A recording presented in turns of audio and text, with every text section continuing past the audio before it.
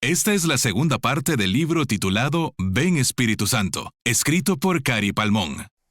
Capítulo 4. Anatema y promesa. Uno se puede imaginar la triste escena que tuvo lugar en aquel precioso huerto cuando Adán y Eva se dieron cuenta de que se encontraban desnudos y escucharon que Dios se aproximaba a verlos, como era su costumbre. Se escondieron como niños rebeldes, expuestos por su desobediencia. Estaban arrepentidos porque se encontraban atrapados en su acción y Dios les dio la oportunidad de admitir su culpa. Pero lo que hicieron fue culparse mutuamente. Entonces, Dios tuvo que pronunciar palabras que él nunca hubiera querido decir. Y Jehová Dios dijo a la serpiente: Por cuanto esto hiciste, maldita serás entre todas las bestias y entre todos los animales del campo. Sobre tu pecho andarás, y polvo comerás todos los días de tu vida. Y pondré enemistad entre ti y la mujer, y entre tu simiente y la simiente suya. Ésta te herirá en la cabeza, y tú le herirás en el calcañar. A la mujer dijo: Multiplicaré en gran manera los dolores en tus preñeces. Con dolor darás a luz los hijos, y tu deseo será para tu marido, y él se enseñoreará de ti. Y al hombre dijo: Por cuanto obedeciste a la voz de tu mujer, y comiste del árbol de que te mandé diciendo: No comerás de él, maldita será la tierra por tu causa. Con dolor comerás de ella todos los días de tu vida. Espinos y cardos te producirá, y comerás plantas del campo. Con el sudor de tu rostro comerás el pan hasta que vuelvas a la tierra, porque de ella fuiste tomado, pues polvo eres, y al polvo volverás. Génesis capítulo 3, versos 14 al 19.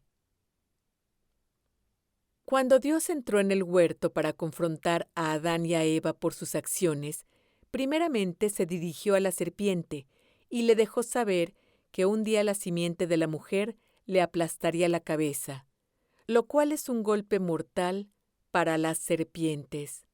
En otras palabras, lo que Dios estaba diciendo era lo siguiente: Tú has engañado al hombre e hiciste que me desobedeciera.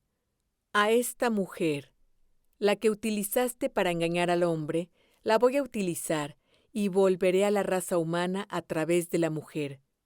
Te aplastaré la cabeza y restauraré al hombre lo que ha perdido. ¿Qué fue lo que perdieron? El Espíritu Santo. Ahora eran pecadores, por lo tanto, Dios ya no podía habitar en sus espíritus. El cambio funesto. Muchos leen la Biblia y observan que Adán seguía vivo después de la caída. Recuerda que Dios los formó en 3 partes: espíritu, alma y cuerpo. Cuando desobedecieron a Dios, perdieron su espíritu, que habitaba dentro del espíritu humano. Nos lo explica Romanos, capítulo 3, verso 23. Por cuanto todos pecaron y están destituidos, privados, depuestos de la gloria, del Espíritu de Dios. Por lo tanto, cuando perdieron el Espíritu de Dios, fueron separados de Él y sus cuerpos físicos comenzaron a morir lentamente.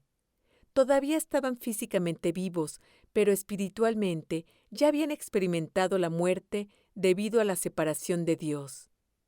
Adán vivió 930 años después de la caída. Su cuerpo físico era tan perfecto que el efecto del pecado demoró un largo tiempo para obrar en él, pero tal como Dios les dijo, en ese día morirían, porque Dios considera 1000 años como un solo día. Así que Adán murió dentro del primer día de 1000 años de su existencia humana. Segunda de Pedro, capítulo 3, verso 8. No solo perdieron el Espíritu Santo, sino que también perdieron el poder y la autoridad que Dios les había dado. Recuerda que el poder es la capacidad de controlar e influir en las circunstancias. Después de que Adán se rebeló, Dios le dijo en Génesis capítulo 3, 17: Maldita será la tierra por tu causa, con dolor comerás de ella todos los días de tu vida. Espinos y cardos te producirá, y comerás plantas del campo, y con el sudor de tu rostro comerás el pan. En otras palabras, desde este momento tendrás que pelear contra la tierra para conseguir comida, porque maldito es el suelo por tu culpa, y tendrás que trabajar muy duro por lo que comerás todos los días de tu vida. Antes de la caída, el trabajo de Adán no era agotador. Él tenía autoridad y dominio sobre el mundo natural. Eva iba a conocer el dolor al dar a luz a sus hijos, y desde ese momento ella comenzaría a experimentar la oposición diabólica, ya que Satanás sabía que a través de la mujer vendría el que lo destruiría. Los efectos de la caída fueron numerosos, y su alcance afectó todo aspecto de su ser, cuerpo, alma y espíritu, incluyendo la misma tierra en que vivimos. Transferencia de autoridad. Las Escrituras nos enseñan que Adán transfirió a Satanás la administración o el señorío del mundo físico. Dios era y es el dueño absoluto de la tierra, de su plenitud y de todo lo que en ella habita, como leemos en Salmo 24, versos 1 y 2. Pero recuerda que Dios le había dado la autoridad a Adán para regir en ella. Esto queda demostrado cuando Satanás tienta a Jesús y le dice que de él son los reinos de la tierra, y le muestra todos los reinos del mundo y la gloria de ellos. Y le llevó el diablo a un alto monte, y le mostró en un momento todos los reinos de la tierra. Y le dijo el diablo: A ti te daré toda esta potestad y la gloria de ellos, porque a mí me ha sido entregada, y a quien quiero la doy. Lucas capítulo 4, versos 5 y 6. A Dios no le quedó más remedio que desterrar a Adán y a Eva del huerto, el lugar que había sido su hogar por un sinfín de tiempo. En Génesis 3, verso 24, nos dice así: Echó pues fuera al hombre, y puso al oriente del huerto de Edén querubines, y una espada encendida que se revolvía por todos lados, para guardar el camino del árbol de la vida. Dios tuvo que expulsarlos de ese lugar donde reinaba la paz, el amor, y tenían comunión con Dios. Ya me imagino lo doloroso que fue para Dios tener que expulsarlos del huerto. El huerto del Edén fue hecho para el hombre. La palabra Edén significa un lugar en la presencia de Dios. Había sido el hogar de Adán y Eva. Sin embargo, al pecar perdieron la posibilidad de habitar en la presencia de Dios y perdieron su hogar. ¿Cómo fue la vida de Adán y Eva después de darle la espalda a Dios y perder la presencia del Espíritu Santo? Su acto de rebelión se conoce como la caída, debido al cambio extremo en la calidad de la existencia humana que experimentaron. La pérdida del Espíritu Santo significó la pérdida de la relación con Dios y su reino.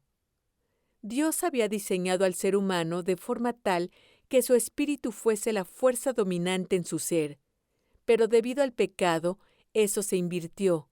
Como habían perdido el Espíritu Santo, que hasta ese momento había sido su conexión con el Padre y su reino, el hombre pasaría a depender de sus 5 sentidos físicos. El mundo físico, que podría darles solo una perspectiva limitada de las realidades de la vida, se impuso en su mundo interior. El cuerpo y sus sentidos guiarían y controlarían la raza humana. La humanidad comenzó a depender del alma con la mente, la voluntad y las emociones comunicadas a través de los 5 sentidos para interpretar la vida. Estos 5 sentidos se convirtieron en el componente dominante del ser humano, y es con ellos que intenta comprender el mundo invisible, únicamente desde el mundo visto. Este fue un cambio desastroso, ya que los seres humanos comenzaron a comprender su existencia con base en sus propias experiencias carnales, y no desde la realidad espiritual del reino de Dios, como habían sido creados originalmente.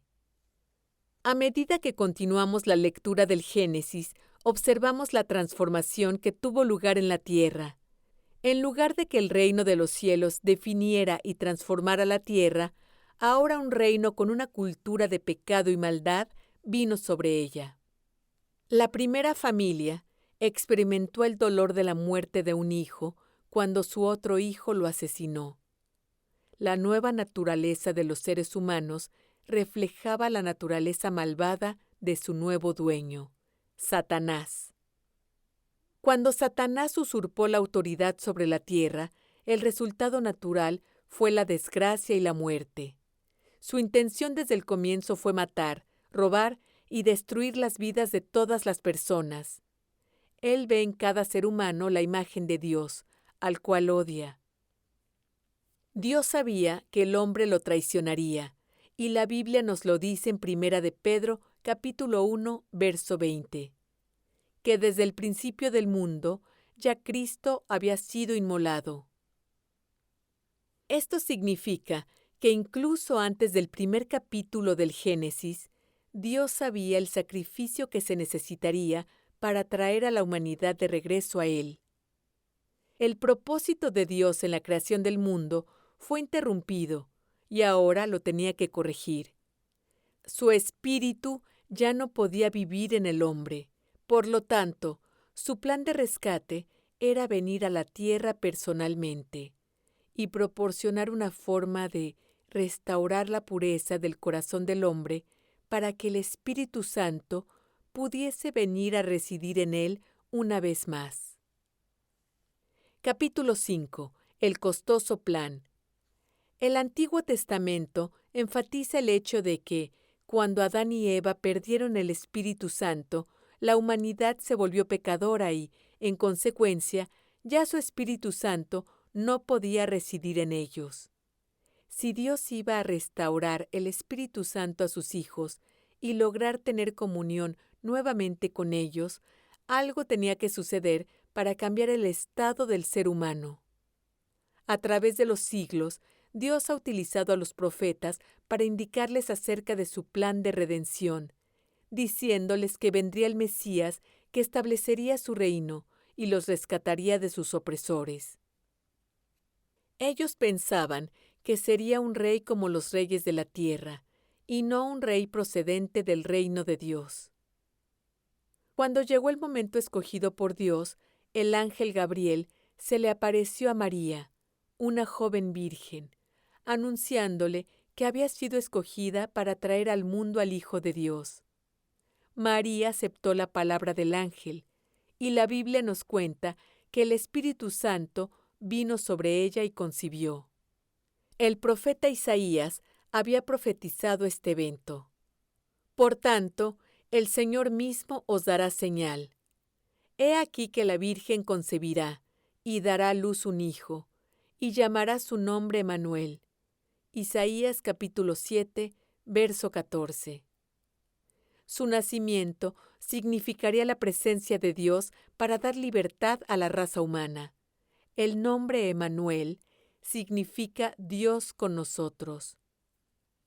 Cuando Jesús tenía 30 años de edad, llegó la hora de comenzar con el ministerio encomendado por el Padre aquí en la tierra. Él fue el único que vino de los cielos para vivir entre nosotros y explicarnos acerca de Dios y su reino. Jesucristo es el creador del cielo y la tierra, y la Biblia enseña que el creador es Dios. En ningún momento Él pudo dejar de ser Dios. Jesucristo es Dios encarnado plenamente, y plenamente hombre al mismo tiempo. Jesucristo poseyó plenamente tanto una naturaleza divina como una naturaleza humana, y las dos naturalezas coexistieron. El comienzo del rescate. Su primer paso fue presentarse ante Juan para ser bautizado. Dios ya le había dicho a Juan que le daría una señal cuando viera al Mesías. Jesús llega a la orilla del río Jordán, procedente de Galilea, y allí pide a Juan que lo bautice.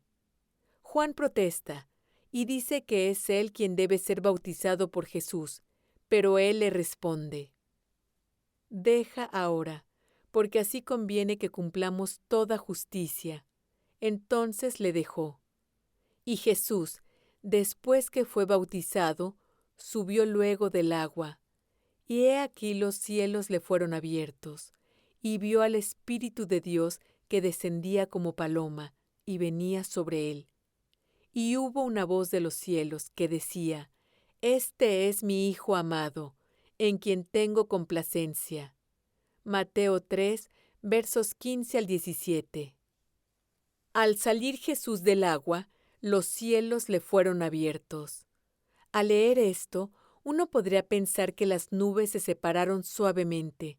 Sin embargo, la palabra utilizada para describir la forma en que se abrieron los cielos es un término muy fuerte. Es la misma palabra que también se usa en el capítulo 27 de Mateo para describir cómo se rasgó el velo en el templo cuando Jesús murió, y la misma que también se utiliza para describir la rotura de las rocas alrededor de Jerusalén después de su muerte. Con esta definición, entendemos que hubo una violenta separación de los cielos durante su bautismo, para que el Espíritu Santo pudiese descender libremente sobre Jesús. Inmediatamente, Jesús fue guiado por el Espíritu al desierto, donde estuvo 40 días en ayuno y oración, y tuvo un encuentro con Satanás, el cual lo tentó al igual que había hecho con Adán y Eva. Satanás sabía que Jesús había venido a derrotarlo, para restaurar el reino celestial en la tierra, e intentó que Jesús aceptase los reinos del mundo según sus condiciones. Sin embargo, Jesús no cedió a sus tentaciones y triunfó. Los ángeles le ministraron y regresó después de estos 40 días en poder del Espíritu. Fíjate que fue después de ser bautizado con el Espíritu Santo que comenzó su ministerio. Jesús vino con gran poder. El apóstol Juan dijo en Juan 3, verso 34 y 35, que el Espíritu le fue dado sin medida. Predicó de una manera que nadie había predicado antes, sanando a los enfermos, echando fuera demonios y haciendo muchas obras maravillosas entre la gente. El mensaje de Jesús. Cuando comenzó su ministerio, su mensaje era: «Arrepentíos, porque el reino de los cielos se ha acercado». Mateo capítulo 3, verso 2. ¿Qué significaba el reino? La autoridad y presencia de Dios nuevamente en esta tierra. Una y otra vez puedes leer que el mensaje primordial de Jesús era anunciar que había regresado el reino de Dios a la tierra. Él pudo haber dicho: «Arrepentíos porque el Espíritu Santo ha regresado», pero no lo hizo. La frase «el reino de Dios» y «el reino de los cielos» aparece 86 veces en los diferentes libros del Nuevo Testamento. Jesús no solo mandó a sus discípulos a que oraran para que viniera el reino de Dios, también les dijo que debían pedir que se hiciera la voluntad de Dios aquí en la tierra como en el cielo, donde está Dios, con los ángeles fieles que siempre han hecho la voluntad divina. No hay constancia de que mientras Jesús estuvo en esta tierra, el Espíritu Santo se encontrara en ninguna otra persona. Toda la totalidad del Espíritu Santo estaba en Jesús. Él estaba lleno del Espíritu Santo. Ninguna otra porción del Espíritu Santo estaba en otro sitio. El poder de Dios residía en una sola persona, Jesús. El pago de nuestros pecados. Llegó el horrible momento en que Él tendría que pagar por nuestras culpas. Jesús nunca había pecado. Su vida entera había estado dedicada a hacer el bien y a traer sanidad a aquellos que la necesitaban. Era injusto que fuese condenado a morir en una cruz, pero sabiendo que Él se encontraba haciendo la voluntad del Padre y cuál era la importancia de su obediencia al plan, Jesús entregó su vida en las manos de Dios para cumplir las demandas de la justicia. De la misma manera que Adán escogió desobedecer a Dios y como consecuencia toda la raza humana experimentó la separación de Dios, ahora Jesús escogió obedecer a Dios para devolvernos la relación perdida sin importarle el terrible precio que tenía que pagar. El poste donde iba a ser azotado estaba preparado, y era necesario que Él recibiera estos horribles azotes para sanar nuestros cuerpos. El cuerpo herido de Cristo era el pago que demandaba la justicia de Dios para sanar nuestros cuerpos. Le esperaba el camino hacia la cruz y horas de un gran sufrimiento y dolor, profetizado en Isaías, capítulo 53, verso 5. Cuando Jesús estaba colgado en la cruz, su última declaración fue: «Está consumado». La obra redentora había llegado a su fin. Todas las profecías y las demandas de la ley se habían llevado a cabo. Él proclamó que nuestra deuda con el pecado había sido cancelada por Él y había terminado su misión. La palabra consumado en griego es telestai y significa se ha completado o se ha cumplido. Era una palabra común que utilizaban los comerciantes en el sentido de que la deuda o el precio que debían había sido pagado en su totalidad. También la utilizaban los sirvientes cuando informaban a sus amos que sus trabajos habían sido terminados. Esta palabra era muy común en la cultura hebrea y era una expresión que entendía la mayoría de los presentes. Sus últimas palabras declararon que Él ya había pagado la deuda. Cristo anuló el acta de los decretos, sentencia de los pecados que merecían ser castigados, que había contra nosotros, quitándola de en medio y clavándola en la cruz, y despojando a los principados y a las potestades, los exhibió públicamente, triunfando sobre ellos en la cruz. Estos eran Satanás y sus ángeles. Como conquistador, hizo alarde de esos cautivos y los avergonzó. La cruz fue el instrumento glorioso del triunfo de Cristo. Colosenses 2:15. Jesús comparó su sacrificio por la humanidad con un pastor que da su vida por sus ovejas.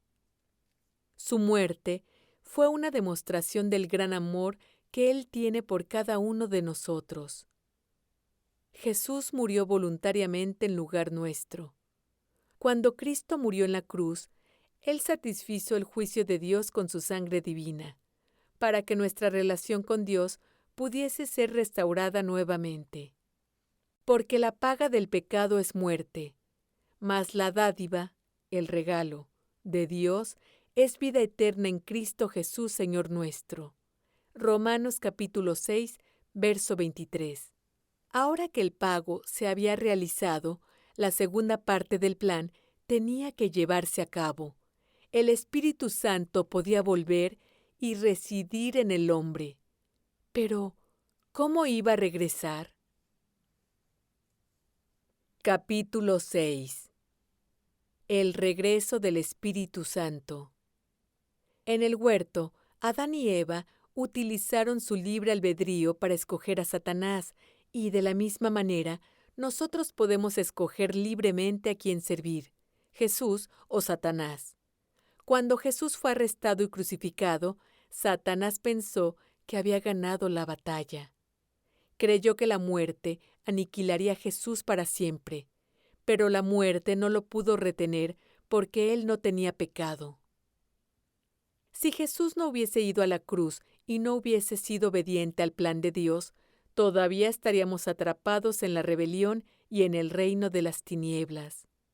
Jesús se ofreció a sí mismo por amor y devoción a los hijos caídos de Dios. Él hizo posible la reconciliación y la restauración de todos los habitantes del mundo. El plan de Dios era perfecto. Jesús resucitaría, regresaría al cielo y enviaría al Espíritu Santo para llenarnos, y así poder restaurar la relación perdida con el hombre. Después de la resurrección, Jesús se apareció a los discípulos. La primera aparición sucedió en la noche del mismo día de la resurrección. Los discípulos se encontraban con las puertas cerradas por temor a los judíos cuando Él se presentó, y les enseñó sus manos y su costado, prueba de su muerte y al mismo tiempo de su resurrección.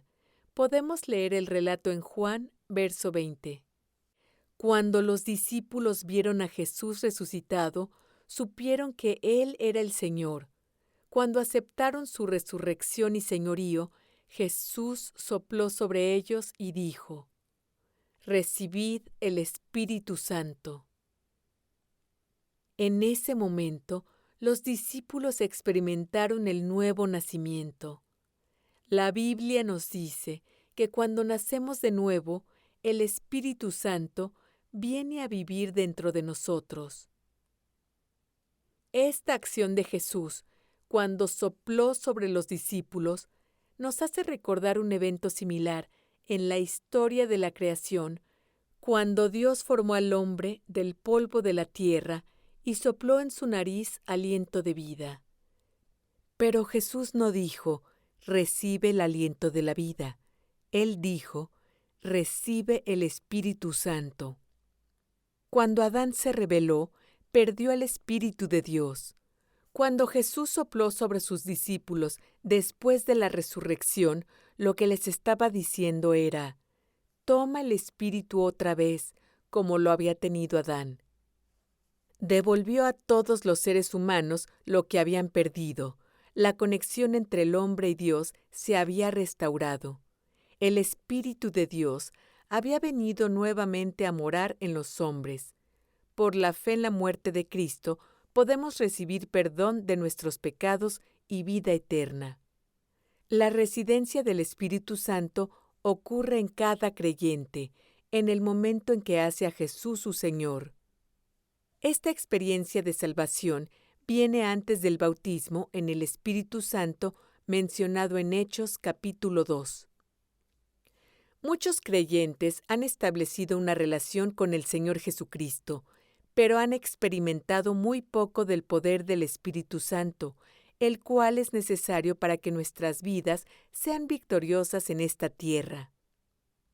Jesús dijo que recibirías poder cuando el Espíritu Santo viniese sobre ti. Recibimos la persona del Espíritu Santo en el nuevo nacimiento y recibimos el poder del Espíritu Santo en el bautismo del Espíritu Santo. Cuando Jesús sopló sobre los discípulos, el Espíritu Santo pasó a morar en ellos. Sin embargo, el Espíritu Santo aún no había caído sobre ellos con ese poder de fuego para ser testigos de este gran evangelio. Cuando una persona es regenerada, el Espíritu Santo mora en ella como en un depósito inicial, llenando el interior de esa persona. Es la experiencia inicial en nuestra relación con Dios. Jesús insistió a sus discípulos en que esperasen por el bautismo del Espíritu Santo porque sabía que debían ir más allá de la regeneración personal para llevar a cabo la encomienda de evangelizar. Para esta misión necesitarían ser empoderados, investidos sobrenaturalmente. Él se refirió a ello como la promesa del Padre. En Hechos capítulo 1. Mientras que la experiencia inicial hace que la persona reciba y se llene del Espíritu, el bautismo con el Espíritu Santo derrama una unción acompañada de poderosos dones para servicio y ministerio. Colaborando con el Espíritu Santo. El mismo Espíritu Santo que estaba trabajando en Jesús para sanar, salvar y liberar a los hombres está en cada creyente. El ministerio de Jesús en esta tierra fue dirigido, guiado y energizado por el Espíritu Santo. De hecho, Jesús llevó esto un paso más allá cuando dijo: de cierto os digo, el que en mí cree, las obras que yo hago, él las hará también, y aún mayores hará, porque yo voy al Padre. Juan capítulo 14, verso 12. La voluntad de Dios es que sus hijos hagan obras mayores por medio de su Espíritu. Jesús les dijo que iban a recibir poder desde lo alto. Este punto es vital. Debemos recibir nuestro poder procedente del reino celestial, de un lugar fuera de este mundo, porque este mundo está controlado por el reino de la oscuridad. Cuando llegó el día de Pentecostés, los discípulos estaban reunidos en oración y se encontraba entre ellos la Madre de Jesús. Un bautismo poderoso. La llegada del Espíritu comenzó con un estruendo impresionante, una señal del cielo acompañada con un viento impetuoso que los estremeció no solo a ellos, sino a toda la ciudad. Lenguas de fuego aparecieron y estaban posadas sobre cada uno de ellos, la evidencia del poder del fuego sobrenatural, y comenzaron a hablar en idiomas desconocidos para ellos. Los discípulos y los que estaban con ellos recibieron de Dios, por medio del Espíritu Santo, la capacidad de hablar en un lenguaje que no conocían hasta ese momento. Hablaban en idiomas reales que ellos no habían aprendido por medio de sus estudios, sino recibieron esa capacidad por medio del Espíritu Santo. Las personas que vinieron a ver lo sucedido procedían de otros países y entendían claramente lo que ellos decían. En este momento, Pedro experimentó un gran cambio. Ahora estaba lleno de audacia y sin temor, predicando a la multitud. Bajo la unción del Espíritu Santo, predicó con tanta fuerza y poder acerca de la muerte y resurrección de Jesucristo, que el pueblo se estremeció con sus palabras y, contristados, le preguntaron: ¿qué hacemos? La respuesta fue: arrepiéntanse, sean bautizados y reciban el Espíritu Santo. Hechos capítulo 2, 38. Sabemos que 3,000 almas vinieron a los pies de Cristo después de que oyeron sus palabras. Y este fue el comienzo de la demostración de que el Espíritu Santo había descendido con poder sobre los creyentes. Pedro reconoció públicamente que la experiencia en que estaban participando fue el derramamiento del Espíritu Santo predicho por el profeta en Joel capítulo 2, versos 28-29. Y después de esto, derramaré mi espíritu sobre toda carne, y profetizarán vuestros hijos y vuestras hijas, vuestros ancianos soñarán sueños, y vuestros jóvenes verán visiones. Y también sobre los siervos y sobre las siervas derramaré mi espíritu en aquellos días. Esta profecía te incluye a ti y a mí. Nosotros podemos recibir este glorioso bautismo del Espíritu Santo para llevar a cabo los propósitos de Dios aquí en esta tierra. Cuando somos llenos del Espíritu Santo, Él no viene con sus manos vacías, pero trae consigo dones espirituales para sus hijos que son dados para equiparlos en el servicio de Dios. Sin embargo, existe un requisito para recibir este maravilloso regalo del Espíritu Santo.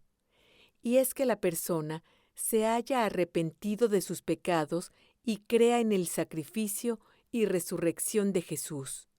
A través de los años que he ministrado, he visto a miles de personas recibir el bautismo del Espíritu Santo. Muchos lo han recibido al momento de su bautismo en agua. Hechos capítulo 2, versos 38-39. Otros después de la imposición de manos, Primera de Timoteo, capítulo 4, verso 14. Por revelación divina, Gálatas, capítulo 1, versos 17-18. Y otros simplemente al pedírselo al Señor. Primera de Corintios, capítulo 14, verso 12. En mi vida personal, yo lo recibí por revelación divina, ya que yo no sabía que podía ser bautizada con el Espíritu Santo y con la evidencia de hablar en lenguas. Jesús te ha comisionado para su servicio, y el Espíritu Santo suministrará el poder necesario para que realice su encomienda. Capítulo 7. Los dones del Espíritu Santo. Ahora bien, hay diversidad de dones, pero el Espíritu es el mismo. Y hay diversidad de ministerios, pero el Señor es el mismo. Y hay diversidad de operaciones. Sin embargo, Dios, que hace todas las cosas en todos, es el mismo. Pero a cada uno le es dada la manifestación del Espíritu para provecho. Porque a uno es dada por el Espíritu palabra de sabiduría, a otro palabra de ciencia según el mismo Espíritu, a otro fe por el mismo Espíritu, y a otro dones de sanidades por el mismo Espíritu, a otro el hacer milagros, a otro profecía, a otro discernimiento de espíritus, a otro diversos géneros de lenguas, y a otro interpretación de lenguas. Pero todas estas cosas las hace uno y el mismo Espíritu, repartiendo a cada uno en particular como Él quiere. Primera de Corintios, capítulo 12, versos 4 al 11. El Espíritu Santo nos ha brindado la oportunidad de colaborar con Él para rescatar a los perdidos, sanar a los enfermos y libertar a los cautivos. Jesús ha puesto sus planes de anunciar su reino y de sanar en nuestras manos. Dios nos ha equipado con poderosos dones espirituales para servir a los demás. Esos dones son el regalo del Espíritu Santo para los creyentes y son esenciales para llevar a cabo el plan de Dios. No son algo opcional. Todos esos dones operan independientemente de la persona. Son un regalo de Dios y deben considerarse como armas espirituales utilizadas en la demostración del reino de Dios. Pero aquí te ofrezco una palabra de cautela. Satanás no es un creador. Lo único que él sabe hacer es copiar, y ha imitado estos dones para utilizarlos en una forma maligna contra los hijos de Dios, ya que sabemos que él se disfraza como ángel de luz para engañarnos. Detallaré la forma en que él imita estos dones para que puedas diferenciarlos. Para hacer más fácil la comprensión de los dones espirituales, los vamos a clasificar en 3 categorías: los dones de revelación, los dones de poder y los dones de inspiración. Los dones de revelación son la palabra de sabiduría, la palabra de ciencia o conocimiento y el discernimiento de espíritus. Los dones de poder incluyen la fe, los dones de sanidades y los milagros. Por último, los dones de inspiración son profecía, diversos géneros de lenguas y la interpretación de lenguas. Palabra de sabiduría. Cuando Dios da una palabra de su sabiduría, está revelando algo que todavía no ha sucedido. Este don revela los propósitos de Dios. Es la revelación del futuro profético bajo la unción. Una información que el hombre no podría saber utilizando sus capacidades naturales. El don de la palabra de sabiduría, demostrado en la vida de Jesús, en Mateo 24, Lucas 21 y Marcos 13, Cristo predijo la destrucción del templo de Jerusalén, lo cual se cumplió unos años más tarde, y también predijo las señales que acompañarían su regreso a la tierra, manifestado a través de los discípulos. En Hechos, capítulo 23, cuando Pablo casi muere a manos de los judíos, el Señor le habló por medio de la palabra de sabiduría y dijo: «Ten ánimo, Pablo, pues como has testificado de mí en Jerusalén, Así es necesario que testifiques también en Roma. El engaño de Satanás, las cartas, las palmas, la brujería, los clarividentes y magos que buscan conocer el futuro por medio de poderes satánicos. Palabra de ciencia o conocimiento. Se encuentra relacionada con los hechos que han existido, sea en un pasado o presente. Dios le revela a uno algo que no podría saber naturalmente, algo que jamás ha oído o visto, y esta información es impartida directamente por Dios a su siervo. El don de la palabra de ciencia o conocimiento demostrado en la vida de Jesús.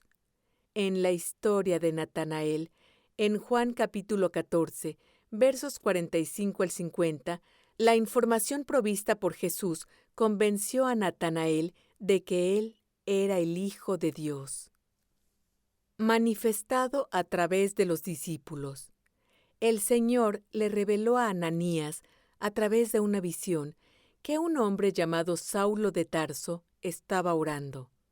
Podemos observar cómo el Señor le dio todos los detalles para que lo encontrara y orara por él, ya que con el tiempo este hombre se convertiría en Pablo, el apóstol de los gentiles.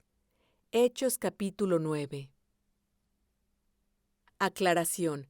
La diferencia entre estos dos dones es que la palabra de sabiduría es un hecho que ocurrirá en el futuro, mientras que la palabra de ciencia es la revelación de algo que ya existe o existió. El engaño de Satanás. Percepción extrasensorial, telepatía o psíquica. Discernimiento de espíritus. Nota que es en plural porque hay 3 áreas en que puede funcionar: lo divino, lo demoníaco y lo humano. El discernir los espíritus es la habilidad entregada por el Espíritu Santo para identificar correctamente qué espíritu está operando. Este don es muy utilizado en la confrontación de demonios. El don de discernimiento de espíritus demostrado en la vida de Jesús. Él discernía lo que había en los corazones de la gente que estaba a su alrededor. En Juan capítulo 6, sabía que los discípulos estaban murmurando. Manifestado a través de los discípulos. En el relato de una muchacha que tenía un espíritu maligno, los que conocían a la muchacha no la consideraban demente ni fraudulenta, sino que la veían con la capacidad genuina de predecir los acontecimientos, ya que tenía espíritu de adivinación. La gente pagaba a sus amos por sus servicios de adivinación, por lo cual ganaban mucho dinero. Fue a través del don de discernimiento de espíritus que Pablo identificó que sus poderes sobrenaturales de adivinación eran procedentes de un espíritu demoníaco, por lo que lo reprendió y lo expulsó en ese mismo momento. El engaño de Satanás. Instintos naturales, un sexto sentido, hipnotismo. Don de fe. Es una fe sobrenatural que logra lo imposible y hace proezas que no pueden ser explicadas humanamente. Puede operar en la protección divina y la provisión divina. Este don da la seguridad sobrenatural con respecto a lo que Dios hará, antes de que lo haga, desafiando toda razón natural y toda circunstancia, de modo que se puedan asumir posiciones heroicas para el futuro de la obra de Dios. Este don demostrado en la vida de Jesús.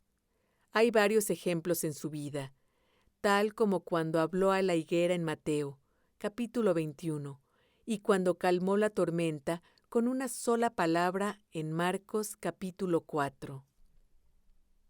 Manifestado a través de los discípulos. Un pordiosero se encontraba pidiendo limosna cuando Pedro y Juan pasaron frente a él. Pedro funcionó en el don de fe para sanarlo, porque al instante se afirmaron sus tobillos y piernas y caminó. El engaño de Satanás. Pensamiento positivo con esfuerzo por mantener la autosugestión, fanatismo, hechicería y artes de magia negra. Don de sanidad. Sanidades físicas, mentales o emocionales en una forma sobrenatural. Este don persuade a los más incrédulos de la necesidad que tienen de un poder superior y, claramente, declara a Jesús como el Salvador y Sanador. El don de sanidad demostrado en la vida de Jesús. La primera sanidad realizada por él fue sanar al leproso, en Mateo 8, y en este capítulo nos indica que sanó a todos los enfermos que se hallaban presentes. Manifestado a través de los discípulos. Este don estaba demostrado en las muchas sanidades que tuvieron lugar por medio de Pedro y Pablo. Dios usó a Ananías para sanar a Saulo y que recibiese la vista. El engaño de Satanás. Sanidad por medio de la brujería, velas y penitencias. Don de milagros. Este don se manifiesta y realiza algo que es naturalmente imposible. El don de milagros demostrado en la vida de Jesús. Dividió el pan de un niño para alimentar a miles. Impuso manos en el ciego y recobró su vista. Sanó al inválido. Resucitó a Lázaro. Manifestado a través de los discípulos. Cuando los apóstoles fueron echados a la cárcel, un ángel enviado por Dios abrió las puertas de la prisión y los rescató. En otra ocasión, un chico cayó de la ventana de un tercer piso y fue resucitado por Pablo. El engaño de Satanás. Magia. Fenómeno psíquico. Don de profecía. Este don tiene varias expresiones que son edificación, exhortación y orientación, y no se debe confundir con el oficio del profeta. Este don demostrado en la vida de Jesús. Podemos leer el Sermón del Monte en Mateo, capítulos 5 al 7. Estas palabras llenas de edificación, exhortación y orientación son el mejor ejemplo de este don manifestado en la vida de Jesús. Manifestado a través de los discípulos. El Espíritu Santo habló y les indicó a los apóstoles que debían separar a Bernabé y a Saulo para la obra a la que habían sido llamados. El engaño de Satanás, utilizado para manipular a otros. No es un don para reprender a otros, siempre da ánimo. Toda palabra dada debe de ser consistente con la Biblia y descartar aquellas que entran en conflicto con la palabra de Dios. Don de diversos géneros de lenguas. Varios tipos o diversos tipos de lenguas es un don utilizado en el ministerio público. Dios lo utiliza como señal para el inconverso, pero no es el lenguaje de oración que recibimos con la llenura del Espíritu Santo. Manifestados a través de los discípulos. Demostrado el día que cayó el Espíritu Santo sobre los discípulos y las personas a su alrededor comprendían lo que ellos decían, a pesar de que no habían aprendido ese idioma. Hechos capítulo 2. El engaño de Satanás. Lenguas similares, pero de carácter demoníaco, que el creyente sabe que no son legítimas. Don de interpretación de lenguas. Es una interpretación del mensaje que ha sido dado bajo la unción del Espíritu Santo y entrega el mensaje en el idioma que todos entienden, pero que fue primeramente dado en lenguas. Debe observarse que no es una traducción palabra por palabra. Manifestado a través de los discípulos. Pablo dio instrucciones extensas con referencia a este tema que se encuentra en 1 Corintios capítulo 14, verso 27, explicando que el don funciona mejor cuando dos personas están involucradas. El engaño de Satanás. Puede ser falsificado por Satanás, pero los hijos de Dios sabrán distinguirlo, ya que debe armonizar con la palabra de Dios. Los dones de diversos géneros de lenguas y de interpretación de lenguas fueron dados a los creyentes después de la resurrección de Jesús, por lo tanto, no fueron manifestados a través de él. el don de lenguas en la vida del creyente. La mayoría de las personas que reciben el bautismo del Espíritu Santo comienzan a hablar y a pronunciar sílabas que nunca han escuchado. No provienen de su intelecto. Recibimos por parte del Espíritu Santo palabras que no se han formado primero en nuestras mentes, y la mente es infructuosa o ineficaz. Porque si yo oro en lengua desconocida, mi espíritu ora, pero mi entendimiento queda sin fruto.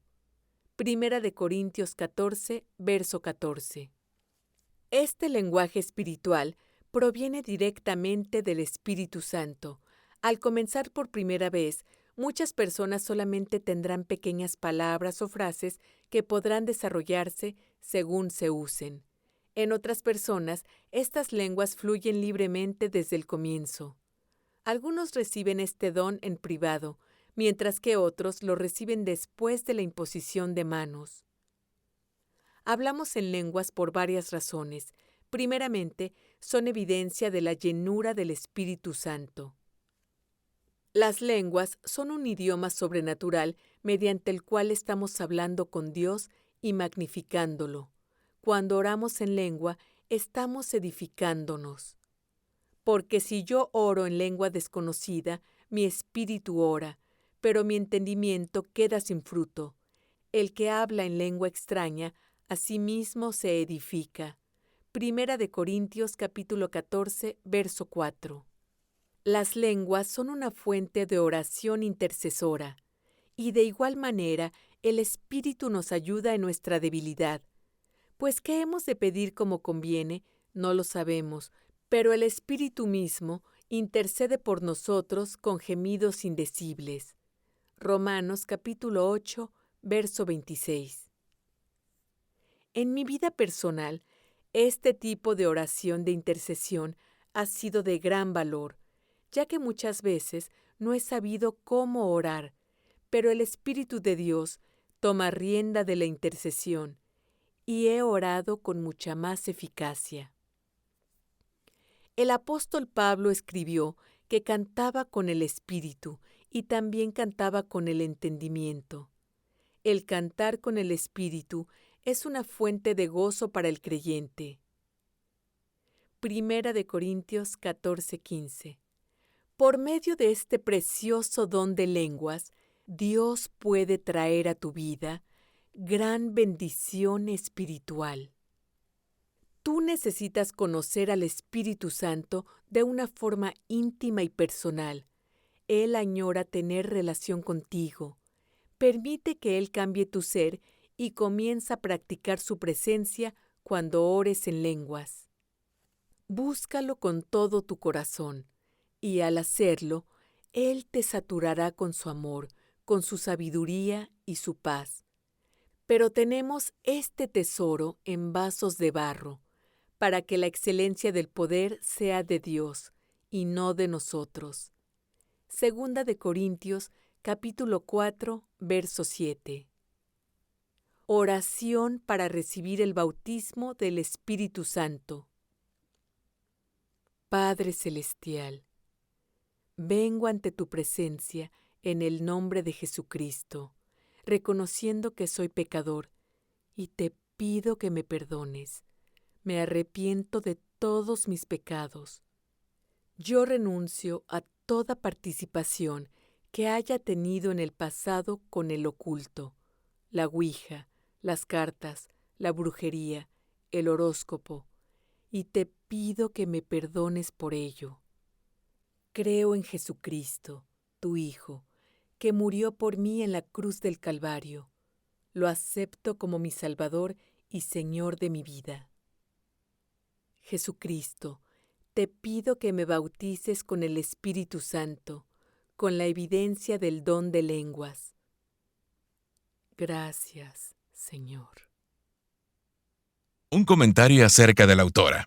Cari Palmón es autora de varios libros y conferencista internacional. Ella es la productora ejecutiva y conductora de los microprogramas de televisión Minuto Final y de los programas radiales Conflictos del Corazón. Lo invitamos a visitar nuestra página web www.caripalmon.com caripalmon.org para obtener gratuitamente sus libros, podcasts y otros materiales.